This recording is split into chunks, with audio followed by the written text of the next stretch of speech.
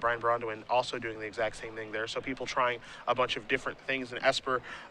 Josh's is pretty standard. You know, you've got 2 Blood Barons, you've got an Aetherling. He has 3 Dissolves and 2 Thoughtseizes. He has a removal package here. He only has a Singleton Divination, where I know Chapin was actually trying for. And of course, he's got the healthy amount of Scryland. So pretty standard deck, but Green-White Heroic is anything but. Yep. Matt's creature base here: 4 Soldier to Pantheon, 4 Favored Hoplite, 4 Judge's Familiar, 4 Fencing Ace, 4 Phalanx Leader, and 4 Fabled Hero. So no 1-drop from Josh. He is Thoughtseize on turn 2 and shows a hand of 2 Phalanx Leaders, a God's Willing times 2 Hero, and a Brave the Elements. So a little slow. No 1-drop in Matt's hand, obviously, as he played a Plains and said go, but a lot of power in that hand. You can see this is kind of, you know, a little bit what we talked about, where, you know, Green-White might have to shift where it's, you know, capital W, lowercase g, to be able to try to use Brave the Elements. And this looks like a deck that's also trying to use Brave the Elements as well, as Josh does resolve that Thoughtseize. He's going to play an island past a turn back, sitting at 18 life, and he did mulligan to 5 to begin this game, as Nass is going to play out a Phalanx Leader. Yeah, and for those of you not familiar with Theros Limited, Phalanx Leader, extremely powerful in heroic strategies. Yeah, I mean, this card is a big deal in those kind of decks. One of the best uncommons in the set from people's opinions on that card, and certainly going to get better in multiples, which is something that doesn't happen a ton in limited play, but can actually happen in Constructed, and can happen in this particular game, as Nass is going to play the Hoplite and Bastion for 1, leaving up God's Willing. Josh is going to take his lumps here, and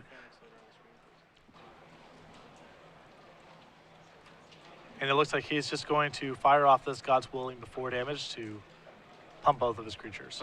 And so what happens here is God's Willing targets the Phalanx Leader, Heroic goes in the stack, Heroic resolves. God's Willing hasn't resolved yet, but now it does. You see Nass is going to scry, gives this guy protection, and going to pass the turn. So Matt trying to execute that tricky dance against Esper of exerting enough pressure where you aren't just buried by Jace or Elspeth, but also not playing into Supreme Verdict. Yeah. So a little easier to play that game with Josh on 5 cards, but it still requires a lot of skill and discipline to play against Esper with a beatdown deck. Yeah, I mean, the trick here is, you know, how much does he want to extend? And he only extended 2 guys, so Supreme Verdict isn't resolved. He's going to 2 for 1. Well, not so bad. Would have liked to gotten a few more creatures, I'm sure, but, you know, you also know that Nass isn't really going to extend very much into that, given just how good of a player he is and knows that Esper Control does have Supreme Verdict. Gaydosh is just going to play a land and pass the turn back. Luckily for Nass, no Blood Baron there. He only does have 2 in his deck, but it looks like Nass's deck is very, very soft to Blood Baron, predictably. Yes. Here's a Pantheon to start Nass's turn. See if he's going to fire off a God's Willing again. He is, so he's going to resolve Heroic Trigger again. Wants to just make his guys bigger, resolve the Scry, get set up for the future turns. But also, again, he's got a large enough army in play right now that, again, he doesn't have to extend into anything. Yeah, and you see Matt doing this God's Willing before combat. I suspect he is trying to play around Azorius Charm. If he's committed to using the God's Willing anyway, then he doesn't want to do it inside of combat because that allows Josh to respond with Azorius Charm.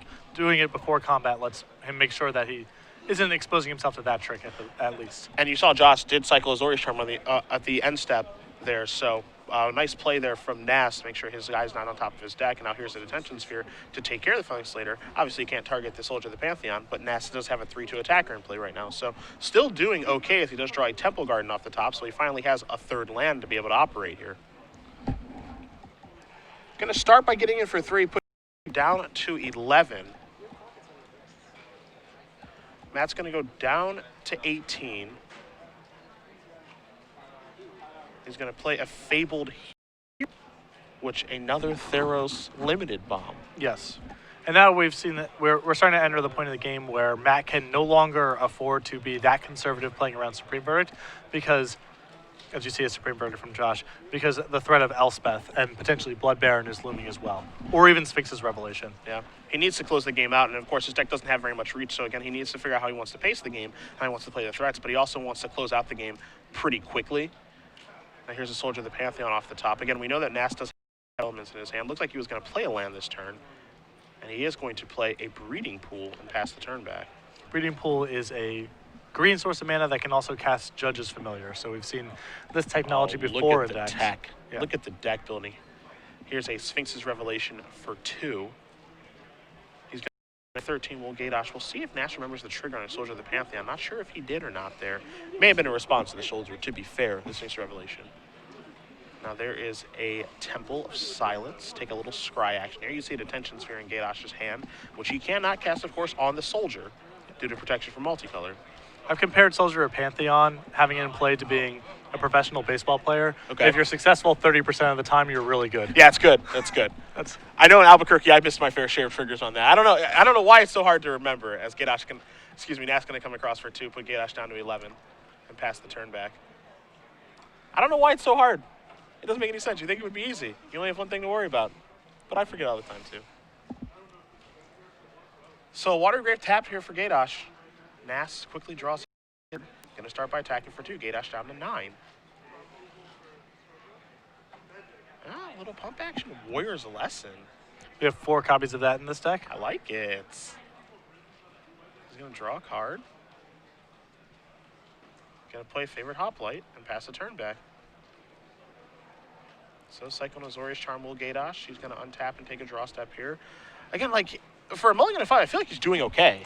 Yeah. Actually, his life total's not very low. Nass was kind of fumbling a little bit out of the gate, so I feel like he's doing all right. Well, the game plan of Supreme Verdict is especially challenging for Matt to play against. I mean, that's about the toughest card that his deck can play against. So drawing 2 copies of that gives Josh a really good chance of staying in this game.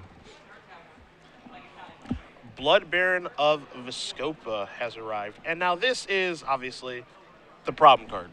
Yes. For Nass's deck. He's a base white deck. He's got a green. But, you know, this is a card that he cannot get off the table. Now, luckily for him, he can attack through it with Soldier of the Pantheon and can make things a little bit interesting, but this is what makes it very hard. Yeah, we're going to see, you know, it's possible. It's not completely unrealistic for Matt to win from here. Even something like Dauntless Onslaught, which he has 2 copies of, could get Josh very close to lethal. It's 4, 5, 6, 7, 8, which gets Josh to 1, and so we'll see what kind of pump action Matt. Definitely organized. I mean, he's definitely got something to do. He's organizing the man like crazy. He's going to start by attacking with Soldier, which I think is the easiest thing to do. He's going to put Gaydosh down to 7. And now here's Fabled Hero. So this is kind of interesting too, because now, you know, the potential damage that he can do is a lot. Yeah, I mean, Fabled Hero represents lethal with a lot of hands that Matt could realistically have here. Yeah. I mean, this thing can do a ton of damage in one turn, so it's almost like, can Blood Baron even afford to attack? The answer, as we're finding out right now, is yes, it can. Yeah. So we've got Gaydosh up to 11, Nass down to 14. And we'll see what he's going to do on his turn. Sorry. And with Soldier of Pantheon in play, Josh is kind of compelled to attack. Matt, it can still, if Josh tries to hold back on D, the fact that he's an attacker that can get through Blood Baron plus whatever pump spells he has means that Josh could be dead even if he leaves his Blood Baron back on defense. So it sort of compels him to attack here. Yeah. So you see the life totals of 14 to 11. But now the question is, you know, what is Gaydosh having in his hand? What can Nass afford to play around, if anything? Can he even beat a removal spell at this point? We know he has Brave the Elements in his hand because he's had it since that opening Thoughtseize. Yes. And I wonder if Matt's just debating if he has a spell in his hand he wants to use at the end of Josh's turn for mana efficiency issues. If he just wants to play something to trigger Heroic to allow him to use more mana on his own turn. And you can see Matt is looking like he's doing some math right now. And obviously it's pretty scary when you're playing against an Esper opponent who has 8 mana untapped, a couple of cards in their hand. Doesn't mean they have a ton of things that they can do, but there are things that you actually do have to be concerned about here. Yeah. Matt is in sort of it's both enviable and not enviable situation of not really being able to afford to play around anything at this point. Yeah. Josh has a lot of mana and a Blood Baron, so Matt's hand is somewhat forced at this point. So he's tapping down, so the shields will be down on Brave the Elements. So let's see what's going to happen here. He's going to play Warrior's Lesson. Simply doing this to trigger. Yep. All right, this actually ends up working well for him, as there's no response there from Gaydosh. A sigh of relief from Matt that nothing happened in response to Yeah, that. somewhat. I mean, it kind of feels like a revelation. But he's going to turn all 3 of his creatures sideways. So here comes the 3/3 Fabled Hero, the 2/1 Soldier, and then the favorite Hoplite, which is 1/2. And now I think we're going to see a Dauntless Onslaught. Common Bond. Okay. The old common soldier of the Pantheon deck. Yeah. So with the heroic trigger and the 2 common bonds, that gets the Fabled Hero up to a 12/12 double striker. I think we're going to rev in response. Yep. I don't know if this is going to be able to keep him alive. And then he has a God's willing. for an extra heroic trigger, so that's 5, 10, 14, 7. Yeah, it's a ton. Yeah, a metric ton. A metric ton is what that is. And so Matt Nass is able to defeat Josh Gaydosh in game number 1. Green-white heroic up a game against Esper Control. I'm going to start with Gaydosh's sideboard here, okay, because he's got a better idea of what he's playing against now. He knows he's playing against an aggressive deck that has some more unique tricks than he's probably used to playing against. But the base game plan of Esper always is to kill all the creatures and then Revelation and do this stuff. And he almost got to that point. He did draw Blood Baron, he did resolve 2 Revelations, but a mulligan to 5, I feel like, is what actually ended up doing him in there. So outside of keeping a 7-card hand, he does have a Jace Member depth on the board, which obviously not for this particular matchup. Merciless Eviction, an expensive Wrath effect. I'm not sure if he wants more of those, but it does beat God's Willing and Brave the Elements. So that one makes it interesting. Negate a Pithing Needle, an additional Blood Baron, so he can bring himself up to 3. Sin Collector, which is actually a pretty good card in this matchup, I think, because there are a lot of spells in Nass's deck that are worth taking. There is a Devour Flesh, which is going to want a Doomblade, 2 copies of Last Breath, an additional Aetherling, which I don't think is the most efficient way to kill someone in this matchup. I think you can rely on Blood Baron and Elspeth to get the job done. And then 4 copies of Gainsay, which I am not surprised to see due to the prevalence of Mono Blue Devotion. Yeah, and if I was in Josh's seat, I would probably want to de-emphasize Jason this match. Jace is against a lot of attacking decks, but seeing how much pump is going on in Matt's deck, against most beatdown decks, if you go, Jace and plus it, if you've done anything in the first couple of turns, then your Jace is going to survive and you're going to get a huge edge when you untap. It's very reasonable with the type of cards that Matt's playing that Jace just gets killed the turn he plays it because of all the pump spells. So I like keeping in all the removal. I think you obviously want Blood Barons. I think Elspeth is a fine finisher. I think I would want to de-emphasize Jace. But Jace is also one of your most powerful, just in terms of raw card quality, one of the best cards in the Esper deck. It's sort of a sacred cow in a lot of respects, and so a lot of people won't board it out under any circumstances, but I think it's kind of poorly lined up against Matt's deck. On Matt's side of the table, we have 3 copies of Skylasher, 2 copies of Voice of Resurgence, and this is a card we brought up before as being excellent against Esper. Esper's a lot of removal and sweepers and plays a lot of instants, so Voice of Resurgence is excellent there. 2 copies of Banisher Priest, 4 copies of Unflinching Courage, 2 more copies of Brave the Elements, and 2 copies of Mending Touch. So I'm positive that he wants 2 additional copies of Voice of Resurgence, and it wouldn't surprise me if he brought in extra copies of Brave the Elements as well. He has so many pump spells that aren't really that efficient because Josh isn't interested in creature combat. The Dauntless Onslaughts and the Common Bonds, you probably don't want a ton of that stuff going on in the post-board games. Maybe a little bit of it's fine. Yeah. But certainly Voice of Resurgence and Brave the Elements seem quite powerful here. Yeah, I mean, those protection effects are obviously one of the things that make this deck actually be kind of interesting, especially against Esper. But, with the influx of non-control that we've been seeing recently in these control decks, Flesh, obviously Supreme Verdict, things like that. Brave the Elements and God's Willing has lost a little bit of its luster because before we saw, the Esper decks just have 4 Attention Sphere, 4 Heroes Downfall, 4 Azorius Storm, stuff like that. So people are kind of actually moving away from that target removal. Not to say those cards are much worse because they're still quite good and they'll still probably get the job done.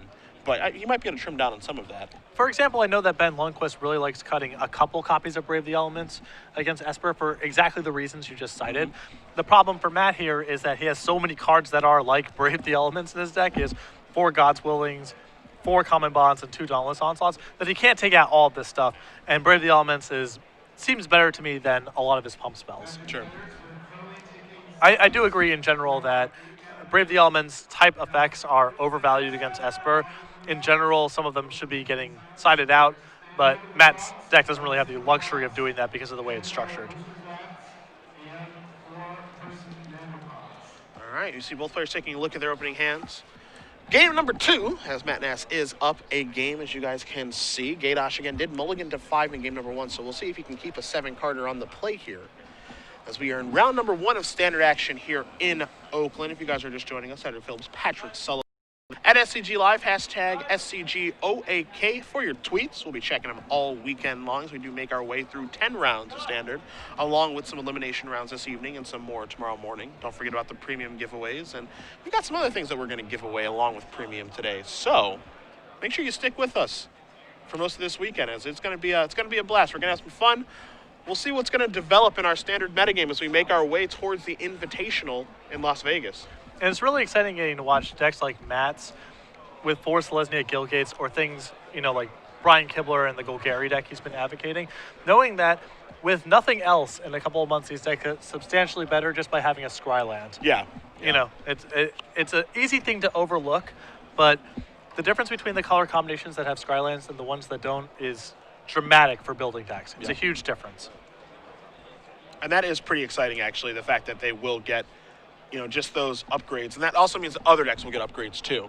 Obviously the 2-color deck like Brian's Golgari, screwing out the Heroic deck by Nass, that's one thing, but it's also nice just that other decks are going to have access to those temples as well. Yeah, a Rakdos mid-range deck, for example, you can easily imagine that being a deck that's viable. Having access to Scrylands in mid-range decks is really important. Yeah. So players will be underway shortly here. It looks like they are ready to do battle. They've gotten the okay from our table spotter. So, predictably, a temple to start and going to pass the turn. So Nass is going to take a draw step here. I really do like, it looks like we're probably going to see, okay, we're going to see a Soldier of the Pantheon. I really do like the use of Warrior's Lesson in this deck. Yes. It's an interesting card. And as we see at Thoughtseize here, so we'll see exactly what Nass is working with. He's got a couple of Judge's Familiars in his hand. See if he can spread that a little closer on the table. So it looks from what I can tell here, that Matt has kept a 1-lander with a lot of 1-drops. Multiple Judges from I think possibly a favorite Hoplite in there as well. The hand is not laid out especially well, and we see Phalanx Leader hit the graveyard. Yeah. He's got a Fabled Hero. Looks like he has a Warrior's Lesson hiding out in there as well. So, and there is another Temple. So a little scry action here from Gaydosh, and it'll be passing the turn back. But Thoughtseize basically reveals the goods. Obviously, Thoughtseize is one of the best cards in our format.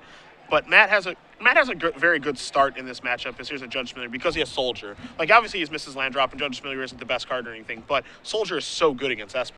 Being a 2-power 1-drop is excellent, and as we see, I believe last Josh wisely main phasing this against Matt's abundance of pump spells and tricks. But the mixture of immunity to Azorius Charm and Detention Sphere, being a 2-power creature, there's a lot to like about Soldier of Pantheon against Esper. Attack for 1 is the Judge's Familiar. Going to play a Fencing Ace and pass the turn back. You see a Mutavault come into play too. Green-white, a deck that doesn't have the best mana, but Mutavault is probably worth stretching the mana for because it's such a good card. Yeah, Mutavault in my mind is either the best or second best card in Standard, depending on how you rank Thoughtseize. I think those are one, and it's worth making some concessions. Even if the mana takes a hit, which it certainly does in Matt's case here, Mutavault's so powerful in attacking decks that it's worth sucking up some inconsistency to get a Mutavault or 2 into the deck. You know, what it does against Esper alone is probably worth it. Just because you're consistently having a threat in play, you can keep, attacking their life total, which is the goal of any aggressive deck, of course.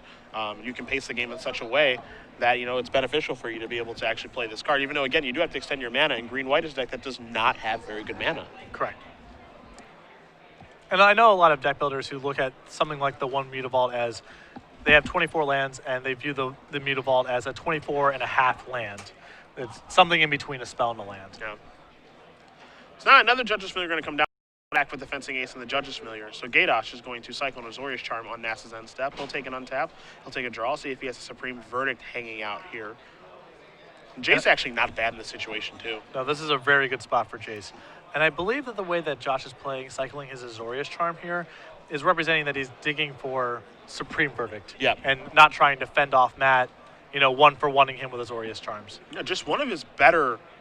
I feel like he was just looking for, one of the things that makes Esper really good is they have those 8 4-mana spells, 4 Jaces, 4 Supreme Verdict. That's kind of where they actually, that's like their flashpoint, for lack of a better term. And he didn't have either of those things. I think that's what he was cycling Azorius Charm for. You see Nass just going to fire at Mutavault and get into the red zone here. So Azorius Charm is going to put Mutavault up on top. Judge's Familiar not going to be able to counter that, So an attack here for 4. Looks like it's going to knock Gaydosh down to 11. But Nass, again, does not have a land drop, I don't think. And this is the second game he's fumbled out of the gates, Patrick. Yeah, it's, the colored mana situation in these decks is just kind of rough. Yeah. And we're seeing it here from Nass. And it's not like his deck has a lot of lands. You take a look at the land count, I think that there's 20? Exactly 20, yeah. So I guess he's comfortable operating on that few of lands. And there's Jace, so all that I said about de-emphasizing Jace, take all that back because Jace is incredible here against Matt's board of 1-power creatures. I think there are games that do line up where Jace is not very good, or is actually not very good, excuse me. Just when you play the card, it's not really going to have a huge effect, especially when, you've got the draw of heroic creatures. But the way that this draw is lined up and you know that your opponent is drawing a Mutavault for the turn, Jace looks borderline unbeatable. Yeah, Phalanx Leader certainly can produce draws that really punish Jace, but Matt does also have a healthy suite of just 1-power creatures that don't line up especially well without some assistance. So Mutavault does come back down, which of course we knew was on the top of the deck, and that is Zorish Charm last turn from Gaydosh. 2 Judges Familiar, Fencing Ace for Nass. Not quite sure what he's got in the grip. You see he does tap some mana here, so he's got something to do.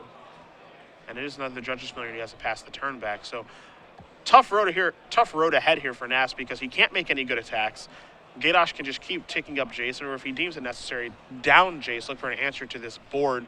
If he finds a Supreme Verdict at any point, it's going to be a disaster. Yeah. And Josh did draw a gold card this turn, so. Yep, and there is a Supreme Verdict. So that's going to clear every single card away. And he is going to minus Jace. Sphinx's Revelation, a Doomblade, and a Hero's Downfall. Pretty loaded Jace activation there from Josh. There's a small operations error where I believe if he for sure knew that he wanted to Supreme Verdict, he should have used Jace first, because if a Supreme Verdict comes up in that pile, Matt might value it totally differently than he does now. Yeah. It's going to be Doomblade versus Rev and Hero's Downfall. I think a pretty easy choice there for Gaydosh to take the 2 cards as opposed to 1. Doomblade going to go on the bottom of the deck. Nass going to draw a card. He can knock Jace down to 1 with that Mutavault. He's just going to play a Fabled Hero and pass the turn back. So this is a really tough spot for Matt, obviously.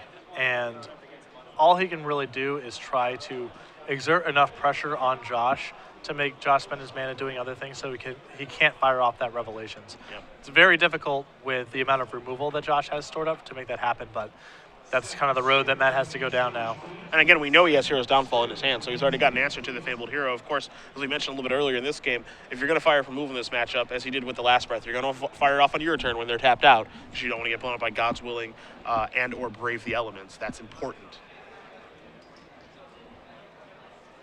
So, has to be fearful of the possibility of him dying at a moment's notice. He saw a lot of that. There's a lot of enablers for heroic in Matt's deck. He's going to want to be main facing his removal. Jace is going to go down. There's a Blood Baron, there's a Blood Baron, and there's a Jace. So if you thought the first Jace was good, this one's even better. Yeah. Again, the operations, I'm with you. You want to, if you're 100% going to Hero's Downfall the creature, I would want a Jace first if your intentions are minusing it to see what the options are, see how Nass wants to make his decision, and then Hero's Downfall the creature. Yeah.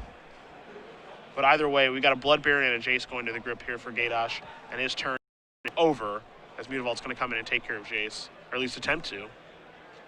May not get the job done. There is open mana, but it does take care of Jace. There's a backup Jace in the hand, as there's a Last Breath. There's a God's Willing. That Last Breath was on the end step. Yep.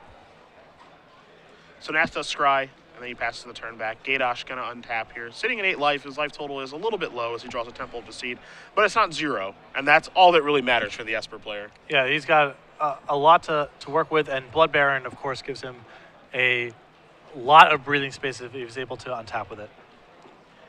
And the being tapped will be for Blood Baron of Escopa, and pass the turn back to Nass. Nass quickly draws his card here. Knows that he's scryed to the bottom, has a Fencing Ace in his hand, and that's what he's going to deploy and just pass the turn back.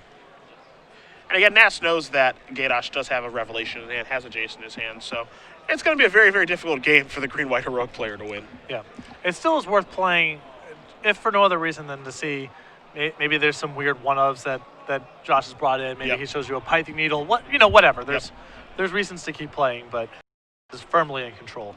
Yeah, there is information to be gained here. It is very unlikely that Nass does win this game, but there is information to be gained. You see Mutavolt's going to attack, along with the Fencing Ace, going to deal Gaydosh 4.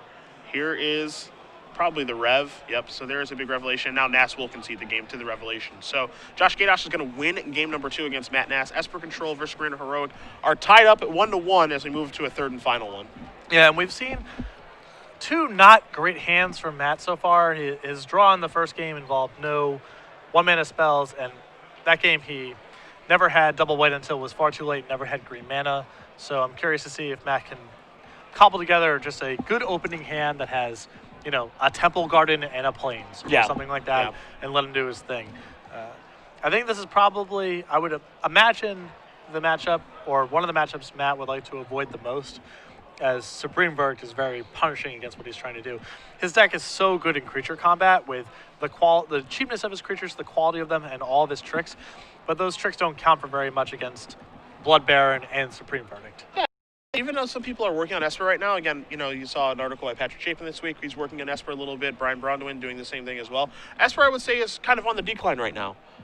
You know, the mono-black matchup is very close, but I don't think it's in the favor of Esper. I think it's slightly in favor of mono-black. And, you know, what people perceive to be a huge advantage about Esper was that it had a really good matchup against mono-blue, but, you know, players like Sam Black and Huey Jensen are proving otherwise, that they can actually defeat Esper with mono blue devotion with their sideboard planned of, you know, a lot of Jaces, a lot of counter spells, you know, bobbing and weaving, getting some hits in with Biden to Thassa, things of that nature, where the Esper matchup actually isn't even that bad. And so that's why you've kind of seen Esper kind of slide down a little bit, not really putting up some huge results anymore, and people just really sticking towards devotion strategies. But as you mentioned, I think for Nass, this is actually a pretty bad matchup for him. Maybe he's just trying to prey on the devotion strategies with this deck. Well, yeah, like I said, if I was playing Boros or Red Aggro, and I assume other creature decks as well, I would not want to play against Matt's deck, I don't think. Yeah, I wouldn't want to either. It's just so low to the ground, and the creatures are so efficient inside of combat. There's a million things you have to play around. As Matt leads off with a Selesnya Guildgate. There's a Temple there for Gaydosh. He scries, he keeps his card on the top. So let's see if Nass can actually start off land for once. Okay, another Selesnya Guildgate fast to the turn back. So he actually does have mana for once, thankfully. A little slow out of the gates, but yeah, Matt does have access. Can cast his spells this game. And just think, in a couple months, those are just going to be temples. Yeah. He would have gotten to scry 2 times already. So untap those 2 Guild Gates. See, he draws a Fabled Hero for the turn. Nass going to start by attacking from one with the Judge's Familiar. We'll see what his follow-up play is going to be, as Gaydosh did just play a Temple of Silence on his turn. So he's working on getting his mana established. There's a Phoenix later and just passes the turn back with no shields up, you know, no access to God's Willing or Brave the Elements this turn. Thoughtseize yet again. I'm going to reveal what's going on here of a Fabled Hero. Looks like a Skylasher. Yep. Warriors, a Common Bond, and a God's Willing. So the garbage table of cards. Yeah. Yeah. Matt has shooken out the trash can. Yeah, yeah. This is what he found in the old common, uncommon, rare box. Yeah. But if it gets the job done, I know Skylasher's a card that's pretty underplayed right now, in my opinion. With how big and how good Mono Blue Devotion is, you think that card would see more play. Of course, Mutavault does kind of trump that one, but other than that, I mean, Skylasher, pretty gosh darn good card, you would think. Yeah, I think Skylasher is underplayed, quite honestly. And, you know, Thoughtseize is not as best against attacking decks in general, but it actually lines up pretty well against Matt's deck just because the information is so valuable. Yeah. So many things to play around. I thought that Thoughtseize was ready to block, but it has been placed in the graveyard now.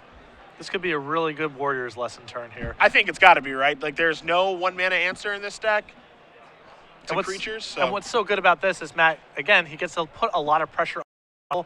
Now he's got 4 power without adding anything to his board to play into Supreme Verdict. And gets the peel, too, obviously. I mean, this is just a beautiful turn for him. You see him slide the Guild Gate over. Looks like he's making room for a land, so he will play a Plains and just pass the turn back. And again, as you mentioned, doesn't have to add to his board right now.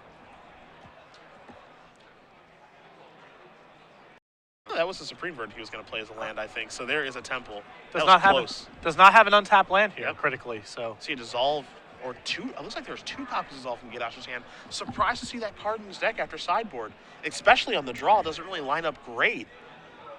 Yeah, no, I think Dissolve on the play, maybe 1 copy of, could be reasonable, but I would not want to have multiple of them, and certainly I would not want to have multiple while I'm on the draw. And counter spells don't even stop heroic triggers from happening. They Yeah. stop the spell, of course, Yeah. but Phalanx Leader still gets to do it. So Nash draws his card for the turn. I believe it was a Temple Garden. He's going to attack here for 4 with the potential for more. But it looks like it's going to be just 4. And the neat thing here, as Gaydosh is down to 9, is that because Skylasher does have Flash, again, he doesn't have to extend. You know, if the Supreme Verdict shows up to the party, all right, drop a Skylasher, get the beats back going. Yeah, it's actually awesome to have a Flash creature in this spot because Matt, you know, exactly like you said, he doesn't have to add any more to his board if he doesn't want to, although it looks like he's going to add a Fencing Ace here. But if in the event that something does happen, if there's a Supreme Verdict or a Blood Baron or something where he does need to add more to his board, he gets to do it right there. He doesn't have to wait the additional turn. Well, this is an interesting spot because I believe that Gaydosh has a Supreme Verdict in his hand. Fencing Ace was cast and it's getting dissolved. And you can see the Judge's Familiar is going to make him pay 1 more for that, so it's not going to allow him to scry. You know, it may be of this that may have been like this thing where he, you know, wants that to happen. I guess maybe enticing a little bit. If you think it's It was an interesting dissolve, is my point. Right. Well, he might not have to Supreme Verdict there if he doesn't want to. Maybe he can play Jace instead. I Sure. don't know. But Either way, Dissolve does counter. Well, Dissolve takes care of, I guess, it takes care of a Judge's Familiar. Supreme Verdict does come down. One thing to note here is the Gaydosh does not play a 5th land. Skylasher comes in on Gaydosh's end step. Nass able to attack for 2. Going to put Josh down to 7. And we'll see if Nass wants to add to his board now. And it looks like a shrug of the shoulders and reaching for mana says that he does. But in what way? yeah, the threat of Blood Baron means that, you know, Matt can't sit on his hands the whole game and try to just play one threat at a time. It is on him to threaten lethal pretty quickly.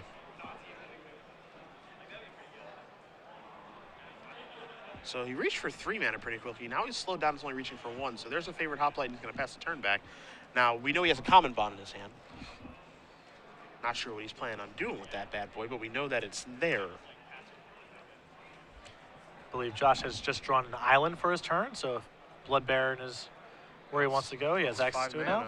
now. And there is the Blood Baron of Muskoka, a card that Josh has had all 3 games. And Nass was able to beat it in game 1, lost to it game 2. We'll see if he can overcome it in this 3rd and final one. Take a draw step. It's a Plains. Again, we know he has Common Bond in his hand. He also has a Fabled Hero as well. I wonder how he gets himself through this situation. Yeah, he can't really do it right now with Braid of the Elements because Skylasher is green, and he can't do it through attacking because Blood Baron's back on D. So Matt can try to advance his board and force Josh to either play on defense or Supreme Verdict away his own Blood Baron and take the game from there. But as things currently stand, it's going to be hard for him to attack through. He can also just attack with Skylasher and Common Bond it, but that's a pretty rough trade. It sends Josh up to 11. Matt knows that Josh's hand is all spells, so. All right, so he's going to get it with both. The thing here with the favorite hoplite is that it prevents all damage that's dealt to it when you heroic it. So it's kind of a free roll, for lack of a better term.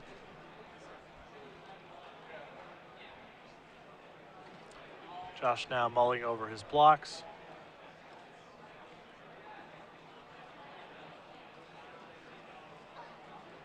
All right, so there's some mana. Now there's a Warrior's Lesson. Target twice. So favorite hoplite gets a counter. Damage can't be dealt to it. Skylasher is probably going to come in. Did he just run I believe he said no blocks. He's saying, wow. wow. Blocks?